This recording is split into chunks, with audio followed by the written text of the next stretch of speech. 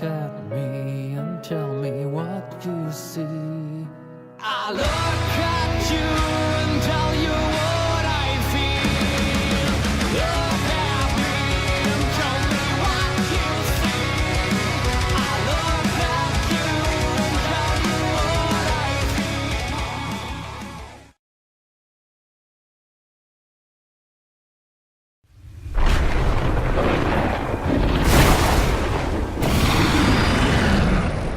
What's up guys, it's JohnKill3D Gaming here, and welcome to my review of the game Vampyr, released across all platforms. This game came out of nowhere for me. All I know is when I first seen the trailer for this game, I didn't think much of it. But after having playtime with it and getting deep into the game, this will be a cult classic, underrated, hidden gem. Because this game is very unique in its own right. There's not a lot of games out there that do justice to the creature of the vampire, that can balance a good story, interesting characters, an interesting setup, and to make you truly feel what it would be like to be a creature of the night. Now, Vampyr follows the story of a doctor, Jonathan Reed, and this game gets 30 points for at least having the main character with the first part of my name, by the way. In London, during the Spanish flu epidemic, at the same time that the World War I is going on. Now, you are on a journey to find out what happened to you and who made you what you are.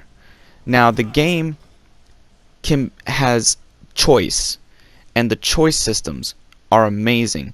The locations, the map, the interesting characters you run across. Like, you could be a dark, sinister vampire if you want, but you can have some serious repercussions, because in this game, the choices you make, whether it be to feed, to gain strength, to gain weapons, to gain what you need to progress, could damage the story in a bad way. The game has multiple endings, multiple decisions that could lead to that. So let's say you could play the whole game as a pacifist. You don't have to harm anybody, but then you will not have the power you need to get by these enemies in this area or in these different districts. Or you can find a middle ground. My strategy when I played this while I was playing this game was, I didn't kill innocent. I was helping everyone because, yes, the character is a doctor. I was trying to save everyone that was innocent. But let's say criminals, people trying to attack me, murderers, people like that. Those were the people I went after. Those were the people I used. So you feel very powerful as a vampire, and every NPC that you meet could have information for you that can open up new areas, that can open up new missions. There is always something new when you're going through and playing this game, and everyone is well voice acted. Now, this is not a AAA title, though it is charged at AAA price. You know what? This game doesn't need to be super huge or super big. This game can take you anywhere to 30 to 40 hours depending on the decisions you're making, or depending how you affect the storyline yourself.